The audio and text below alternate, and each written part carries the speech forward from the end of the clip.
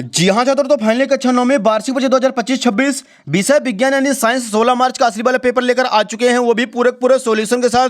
तो बच्चों आपको बिल्कुल भी टेंशन नहीं लेना है। यदि आप इस वीडियो को शुरू से लेकर लास्ट तक वॉच करते हैं तो 100% गारंटी है कि आपके विज्ञान में 75 नंबर आने वाले हैं। तो चलिए बच्चों, बिना टाइम वेस्ट किए सबसे पहले आप देख लीजिए पेपर का फ्रंट पेज आपका कुछ इस टाइप का होने वाला है एंड क्वेश्चन जो है इसके अगले पेज से दिए गए हैं। तो यहाँ पे देखिए बच्चों, सबसे पहले हमारे सामने प्रश्न 1 है, सही विकल्प चुनकर लिखिए। पहला क्वेश्चन है बच्चों इसका, निम्नलिखित में से कौन टिंडल प्रभाव को प्रदर्शित करेगा? तो इसका आंसर का नाम है ऑप्शन नंबर बा दूध। सेकंड नंबर क्वेश्चन है, सोडियम का इलेक्ट्रॉनिक विन्यास है? तो इसका आंसर हो जाएगा बच्चों ऑप्शन नंबर दा 281। अगला देखिए तीसरा प्रश्न है, अस्थि है? तो इसका आंसर हो जाएगा ऑप्शन नंबर संयोजी ऊतक। चौथा प्रश्न है, संवेग का मात्रक होता है? तो इसका आंसर भी करना है ऑप्शन नंबर आ किलोग्राम मीटर प्रति सेकंड। पांचवा प्रश्न देखिए बच्चों, वस्तु का जड़त्व किसके बराबर होता है? तो इसका आंसर करना है ऑप्शन नंबर दा द्रव्यमान के बराबर होता है। छठवां प्रश्न है, खरपतवार नहीं है? तो इसका आंसर हो जाएगा ऑप्शन नंबर बा सरसों खरपतवार नहीं है। तो बच्चों यहाँ पे क्वेश्चन नंबर फर्स्ट अपना पूरा कंप्लीट हो जाता है। इसका आप लोग फटाफट स्क्रीनशॉट ले लीजिए। जो बच्चे इंग्लिश मीडियम से हैं तो वो भी अपना फटाफट सॉल्यूशन तैयार करते चलेंगे। नेक्स्ट क्वेश्चन देखिए बच्चों अगले पेज पर, प्रश्न दूसरा है हमारे सामने, रिक्त स्थान की पूर्ति कीजिए। पहला क्वेश्चन देखिए इसका, जल से तेल निकालने के लिए डैश विधि का प्रयोग करते हैं? तो इसका आंसर हो जाएगा पृथक्करण विधि। सेकंड क्वेश्चन है, अविभाज्य सूक्ष्मतम कण को डैश कहते हैं? तो इसका आंसर हो जाएगा परमाणु।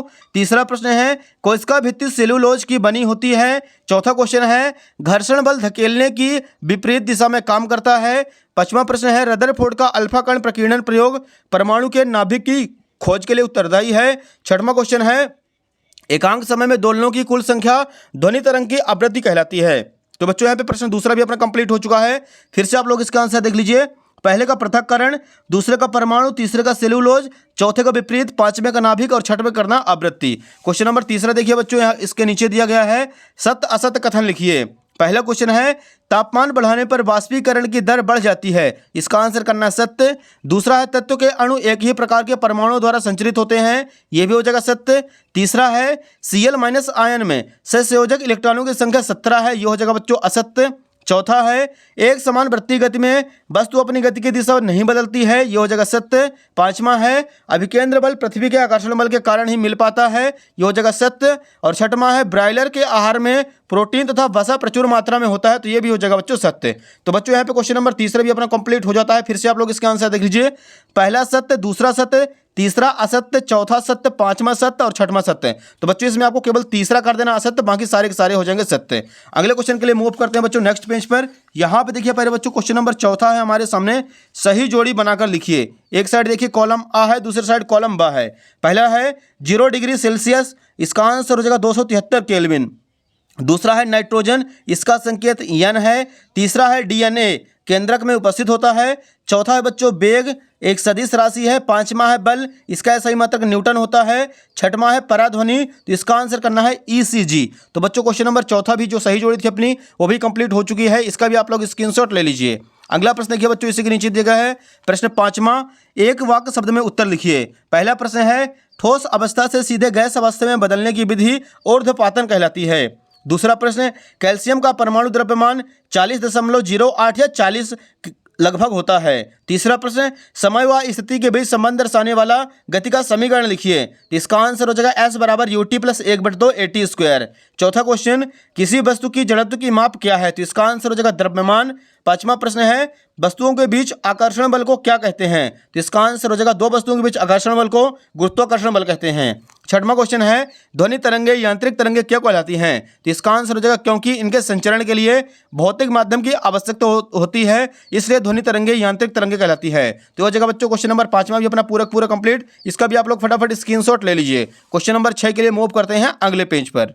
नेक्स्ट क्वेश्चन नंबर छठवां देखिए बच्चों, निलंबन के कोई दो गुणधर्म लिखिए। तो इसका आंसर लिखना हमें यहाँ पे उत्तर क्रमांक 6, निलंबन के गुणधर्म निम्न हैं। पहला हो जाएगा बच्चों दृश्यता, कणों को आंखों से देखा जा सकता है। और दूसरा हो जाएगा मिश्रण का प्रकार, विषमांगी मिश्रण होता है। तो क्वेश्चन नंबर छठवां भी अपने यहाँ पे कंप्लीट हो चुका है। अगला देखिए बच्चों सातवां प्रश्न है, विलयन की सांद्रता दर्शाने वाली कोई दो विधि लिखिए। तो यहाँ पे लिखेंगे बच्चों सातवें का आंसर, विलयन की सांद्रता की दो विधि इस प्रकार से हैं। पहला हो जाएगा द्रव्यमान विलयन का द्रव्यमान प्रतिशत विलय का द्रव्यमान बटे विलयन का द्रव्यमान गुणे 100। और दूसरा लिखना है द्रव्यमान प्रतिशत विलयन का आयतन। विलेय पदार्थ का द्रव्यमान बटे विलयन का द्रव्यमान गुणे 100। तो बच्चों क्वेश्चन नंबर 7वां भी कंप्लीट हो चुका है, इसका भी आप लोग फटाक से स्क्रीनशॉट ले लीजिए। नेक्स्ट देखिए बच्चों क्वेश्चन नंबर 8वां इसी के नीचे दिया गया है, समस्थानिक के कोई दो अनुप्रयोग लिखिए। तो यहाँ पर लिखेंगे बच्चों उत्तर क्रमांक 8, समस्थानिक के दो अनुप्रयोग निम्न हैं। पहला हो जाएगा कैंसर के उपचार में कोबाल्ट के समस्थानिकों का उपयोग किया जाता है, और दूसरा करना है घेंघा रोग के उपचार में आयोडीन के समस्थानिकों का उपयोग किया जाता है। तो यहाँ पे क्वेश्चन नंबर 8वां भी बच्चों अपना कंप्लीट हो जाएगा। क्वेश्चन नंबर 9 के लिए चलते हैं अगले पेज पर।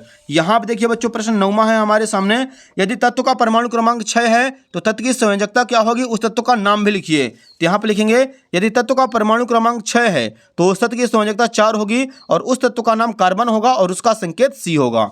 अगला प्रश्न देखिए 10वां नंबर है, न्यूरॉन का नामांकित चित्र बनाइए। प्रश्न 11 देखिए, एरिओलर संयोजी ऊतक के कोई दो कार्य लिखिए। यहाँ पे लिखेंगे बच्चों उत्तर क्रमांक 11, एरिओलर संयोजी ऊतक के दो कार्य निम्न हैं। पहला हो जाएगा अंगों के अंदर के स्थान का भराव करने में, दूसरा पॉइंट लिखेंगे भोजन एवं अन्य कार्बनिक पदार्थों का संचय करने में। तो ये हो जाए क्वेश्चन नंबर 11 भी अपना कंप्लीट। अगला प्रश्न देखिए प्यारे बच्चों, प्रश्न 12 है हमारे सामने, दूरी और विस्थापन में अंतर लिखिए कोई दो। तो ये रहा बच्चों उत्तर क्रमांक 12 का राइट आंसर। एक साइड आपको लिख देना दूरी, दूसरी साइड विस्थापन। पहला पॉइंट लिखेंगे दूरी एक अदिश राशि है, विस्थापन एक सदिश राशि है। दूरी वस्तु द्वारा तय किए गए पथ की लंबाई पर निर्भर करती है, विस्थापन वस्तु द्वारा तय किए गए पथ की लंबाई पर निर्भर नहीं करता। ये हो जाएगा बच्चों उत्तर क्रमांक 12 भी अपना कंप्लीट। अगला देखिए प्रश्न 13 नंबर है, न्यूटन का गति संबंधी द्वितीय नियम लिखिए। यहाँ पे लिखेंगे बच्चों उत्तर क्रमांक 13, न्यूटन का गति संबंधी द्वितीय नियम निम्न है, किसी वस्तु के संवेग में परिवर्तन की दर उस पर आरोपित बल के अनुक्रमानुपाती होती है और यह परिवर्तन आरोपित बल की ही दिशा में होता है। ये हो जाएगा डियर क्वेश्चन नंबर 13 अपना पूरा का पूरा कंप्लीट। नेक्स्ट देखिए प्रश्न 14 है, निम्नलिखित में से किसका जलत्व अधिक है। पहला है एक रबर का गेंद अथवा उसी आकार का पत्थर, दूसरा है एक साइकिल अथवा एक रेलगाड़ी, तीसरा है 5 रुपए के सिक्के का अथवा 1 रुपए के सिक्के का, और चौथा है 1 किलोग्राम लोहे का टुकड़ा या 1 किलोग्राम लकड़ी का टुकड़ा। तो इसका आंसर लिखेंगे, पहले का आंसर लिखना आपको पत्थर, दूसरे का रेलगाड़ी कर देना है, तीसरा हो जाएगा 5 रुपए के सिक्के का, और चौथा लिख देगा दोनों का बराबर होगा। तो क्वेश्चन नंबर 14 भी यहाँ पे हो जाता पूरा पूरा कंप्लीट। क्वेश्चन नंबर 15 के लिए चलते हैं बच्चों अगले पेज पर। यहाँ पे देखिए पहले बच्चों प्रश्न 15 है, आर्किमिडीज के सिद्धांत के कोई दो अनुप्रयोग लिखिए। तो ये रहा बच्चों उत्तर क्रमांक 15, आर्किमिडीज के सिद्धांत के कोई दो अनुप्रयोग निम्न हैं। पहला हो जाएगा जलयानों एवं पनडुब्बियों के डिजाइन बनाने में काम आता है। दूसरा पॉइंट लिखेंगे दुग्धमापी जो दूध के किसी नमूने की जांच करने के लिए प्रयुक्त किया जाता है। तो ये हो जाएगा बच्चों उत्तर क्रमांक 15 भी अपना कंप्लीट। अगला देखिए बच्चों प्रश्न 16 है, क्या कारण है कि लोहे की एक छोटी सी कील पानी में डूब जाती है जबकि लोहे का ही बना जहाज पानी में नहीं डूबता है। तो यहाँ पर लिखेंगे उत्तर क्रमांक 16, लोहे की कील का घनत्व तो पानी से बहुत ज़्यादा होता है, इसलिए यह आसानी से डूब जाती है। जहाज द्वारा हटाए गए पानी का वजन उसके वजन के बराबर होता है, इसलिए यह उस पर तैरती रहती है। तो ये हो जाए क्वेश्चन नंबर 16 कंप्लीट। अगला देखिए पहले बच्चों प्रश्न 17 है, पादप कोशिका एवं जंतु कोशिका में अंतर लिखिए। तो यहाँ पे बच्चों आपको लिखना उत्तर क्रमांक 17, एक साइड पादप कोशिका दूसरे साइड जंतु कोशिका। पहला पॉइंट लिखेंगे पादप कोशिका में सेलुलोज की बनी कोशिका भित्ति पाई जाती है, जंतु कोशिका में कोशिका भित्ति नहीं पाई जाती है। हरित लवक पाए जाते हैं, हरित लवक नहीं पाए जाते हैं। तीसरा पॉइंट लिखना है बड़े आकार के रिक्तिकाएं पाई जाती हैं, रिक्तिकाएं नहीं होती अथवा बहुत छोटी पाई जाती हैं। तो हो जाएगा बच्चों उत्तर क्रमांक 17 भी अपना पूरा पूरा कंप्लीट। अगला देखिए डियर क्वेश्चन नंबर 18 जो कि न्यूमेरिकल क्वेश्चन है, यदि कार का द्रव्यमान 1500 किलोग्राम है तो उसके वेग को 30 किलोमीटर प्रति घंटे से 60 किलोमीटर प्रति घंटे तक करने में कितना कार्य करना पड़ेगा। तो ये रहा बच्चों उत्तर क्रमांक 18 का राइट आंसर। सबसे पहले लिखेंगे m बराबर 1500 किलोग्राम, u और v की वैल्यू निकाल लेंगे, w बराबर 1/2 mv square minus 1/2 mu square, इस फॉर्मूले में रख देंगे तो यहाँ पे आएगा बच्चों आपका आंसर निकल के 15 63 75 जूल। तो ये हो जाएगा बच्चों उत्तर क्रमांक 18 अपना पूरा पूरा कंप्लीट। इसका आप लोग स्क्रीनशॉट ले लीजिएगा।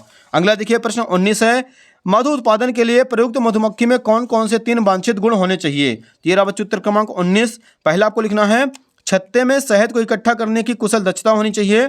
दूसरा पॉइंट लिखेंगे अपने शत्रुओं से अपनी रक्षा की सामर्थ्य शक्ति होनी चाहिए। थर्ड पॉइंट लिखेंगे रानी मधुमक्खी में अधिक से अधिक अंडे पैदा करने की क्षमता होनी चाहिए। तो ये हो जाएगा डियर क्वेश्चन नंबर 19 भी अपना पूरा का पूरा कंप्लीट। नेक्स्ट देखिए बच्चों प्रश्न 20 है, निम्नलिखित के सूत्र लिखिए, sodium oxide, aluminium oxide, sodium sulphide, calcium carbonate. तो यहाँ पे लिखेंगे बच्चों उत्तर क्रमांक 20। पहला है सोडियम ऑक्साइड Na2O, दूसरा है एल्यूमिनियम ऑक्साइड, इसका फॉर्मूला Al2O3, तीसरा है सोडियम सल्फाइड Na2S, और चौथा है कैल्शियम कार्बोनेट CaCO3। तो यहाँ पे हो जाएगा बच्चों क्वेश्चन नंबर 20 भी अपना पूरा पूरा कंप्लीट। इसका भी आप लोग फटाक से स्क्रीनशॉट ले लीजिए। नेक्स्ट क्वेश्चन नंबर 21 के लिए मूव करते हैं अगले पेज पर। यहाँ पे देखिए बच्चों प्रश्न क्रमांक 21 है हमारे सामने, गति में परिवर्तन की दर को कैसे ज्ञात किया जा सकता है? तो इसका आंसर लिखेंगे बच्चों, त्वरण द्वारा ज्ञात किया जा सकता है। इसका SI मात्रक मीटर प्रति सेकंड स्क्वायर होता है। तो ये आप लोगों से बन जाएगा, बहुत ही छोटा है। अगला देखिए प्रश्न 22, ध्वनि के बहुल परावर्तन के कोई 4 उपयोग लिखिए। तो यहाँ पे बच्चों हम लिख देना है, ध्वनि के बहुल परावर्तन के 4 उपयोग निम्न हैं। पहला पॉइंट लिखेंगे, पराध्वनि संसूचक एक ऐसा यंत्र होता है जो पराध्वनि तरंगों का उपयोग करके मानव शरीर के आंतरिक अंगों का प्रतिबिंब प्राप्त करने के लिए काम में आता है। सेकंड पॉइंट लिखेंगे, कई वाद्य यंत्रों में इसका उपयोग किया जाता है। तीसरा पॉइंट लिखना है, मेगाफोन, स्टेथोस्कोप आदि में इसका प्रयोग किया जाता है। चौथा पॉइंट लिखेंगे बच्चों, ध्वनि को बढ़ाने और ध्वनि को एक विशेष दिशा में केंद्रित करने के लिए इसका उपयोग किया जाता है। तो ये हो जाएगा बच्चों अपना क्वेश्चन नंबर 22 भी पूरा कंप्लीट। तो बच्चों यहाँ पे अपने सारे क्वेश्चन कंप्लीट हो चुके हैं। उम्मीद है कि आपको वीडियो पसंद आई होगी। फटाफट वीडियो को लाइक कर दीजिए, चैनल को सब्सक्राइब कर लीजिए और वीडियो को ज़्यादा से ज़्यादा बच्चों को भी शेयर कर दीजिए, क्योंकि बच्चों इसका सोल्यूशन बनाने में बहुत ही मेहनत लगता है और बहुत ही ज़्यादा टाइम लगता है बच्चों। तो आपसे हाथ जोड़कर रिक्वेस्ट है कि फटाफट वीडियो को लाइक कर दीजिए और ज़्यादा से ज़्यादा अपने दोस्तों के भी शेयर कर दीजिए। धन्यवाद।